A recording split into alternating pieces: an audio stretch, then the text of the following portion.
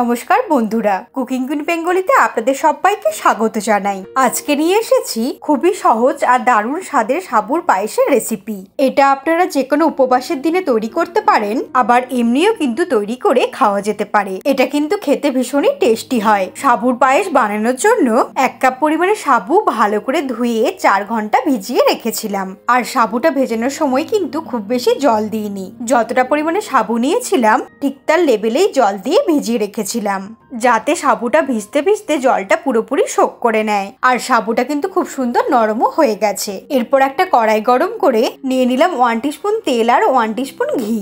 তেল আর ঘিটা গরম হয়ে গেলে দিয়ে দিলাম কিছুটা পরিমাণে কাজু বাদাম কুচি। ফ্লেমটাকে মিডিয়ামে রেখে কাজু বাদামগুলোকে 10 সেকেন্ড ফ্রাই করে নিয়ে দিয়ে দিচ্ছি 1/2 কাপ সিমুই। সিমুইটাকে জাস্ট 1 মিনিট হালকা লালচে করে ভেজে নেব।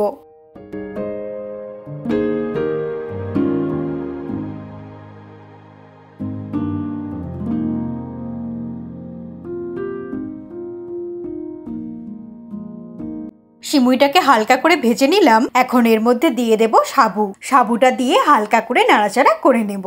এইভাবে হালকা করে ফ্রাই করে নিলে সাবুর পায়েসটা খেতে ভীষণই ভালো লাগবে। আর সাবুটা একটার গায়ে একটা লেগে যাবে না, আলাদা আলাদা হয়ে থাকবে।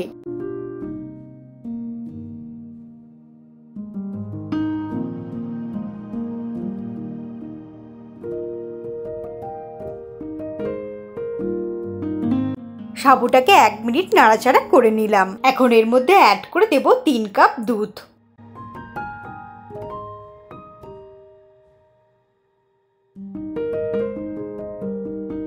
আমি এখানে 450 গ্রাম ফুল ফ্যাট মিল্ক নিয়ে নিলাম। দুধের সঙ্গে সবকিছুকে ভালো করে মিক্সড করে নিয়ে মিডিয়াম ফ্লেমে নাড়তে নাড়তে দুধটাকে ফোটাতে শুরু করব।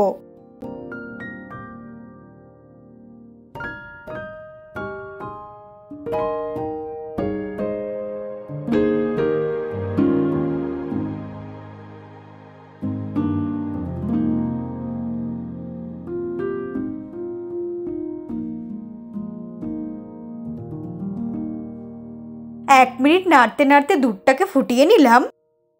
এই সময় 2টো এলাচ ফাটিয়ে দিয়ে দেব। তারপর আবারও নাড়তে নাড়তে 1 থেকে 2 মিনিট ফুটিয়ে নেব।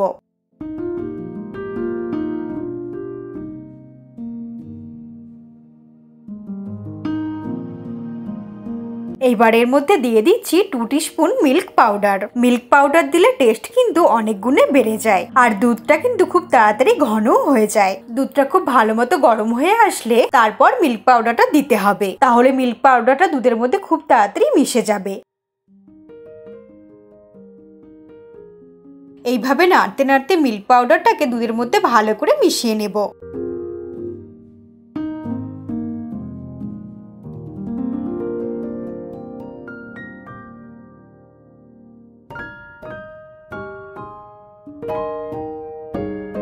মিডিয়াম ফ্লেমে আরো 2 মিনিট নাড়তে নাড়তে ফুটিয়ে নিলাম। দুধটা এখন অনেকটাই ঘন হয়ে এসেছে।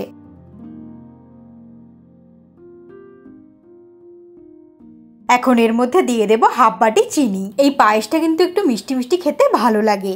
আমি এখানে 4 টিস্পুনের মতো চিনি অ্যাড করলাম। তবে আপনারা কিরকম মিষ্টি খেতে পছন্দ করেন সেই মতো চিনিটা অ্যাড করতে হবে। চিনিটা দেওয়ার পরে আরো 1 মিনিট ফুটিয়ে নিয়েছি। দুধটা বেশ ভালোই ঘন হয়ে এসেছে। সবশেষে দিয়ে দিচ্ছি 8 থেকে 10টা কিশমিশ। এই সাবুর পায়েসটা কিন্তু তৈরি করতে খুব বেশি সময় লাগে না, মোটামুটি 10 থেকে 12 মিনিটের মধ্যেই হয়ে যায়। দুধটা বেশ ভালোই ঘন হয়ে এসেছে। এটাকে এর থেকে বেশি আর ঘন করব না, কারণ এটা যখন পুরোপুরি ঠান্ডা হয়ে যাবে তখন কিন্তু অনেকটাই ঘন হয়ে যাবে। নামানোর আগে কিশমিশটা দিয়ে দিলাম। কিশমিশটাকে দিয়ে ভালো করে মিশিয়ে নিয়ে আরো 1 মিনিট ফুটিয়ে নেব।